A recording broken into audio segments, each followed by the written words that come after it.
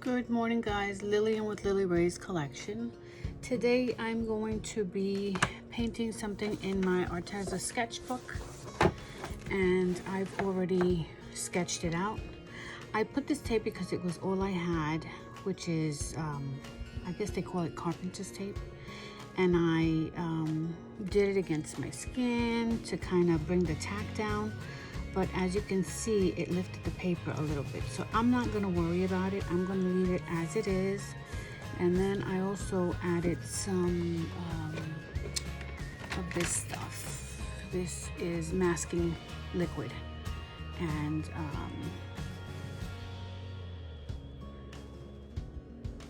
this masking liquid is by Graphex. And you just push down on it and it comes right out. I thought this was better than the actual liquid in a bottle. And then to take it off, you're just gonna rub it off. So I'll be using that. And then I will be using my intense pencils. Let's see, I've just reorganized my craft room, which I am so excited for. I keep everything in little drawers like this. And I have swatches for my pencils like this. This is for the intense pencils, and these are water soluble.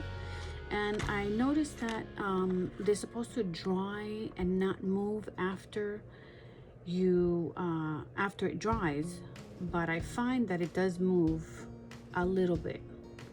You can see where it's moving when you use it, but nonetheless, I will be using these. I will be using the Arteza gouache. I also ordered my hemi gouache, which should be here on Friday. So this, as you can see, I sprayed it last night and it still has some water in it. It looks pretty pliable.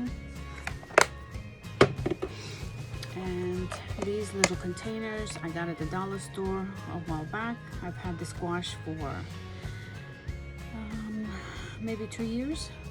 And now is when I'm going to be using them.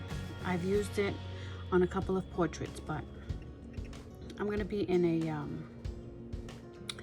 a gouache portrait challenge. It's really, you know, a learning class. So it's just to draw along with the teachers, and you know, you get tips and tricks. So that's what we're going to be doing today. And this is the palette I will be using. I used this for my last portrait.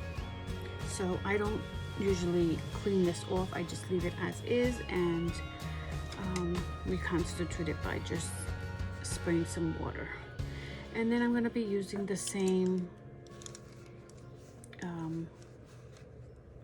tools for this portrait. So I have a number 8 Royal and Langnickel. I have a number an angled quarter brush, Royal and Langnickel as well. This is to stir the gouache. This is what I use to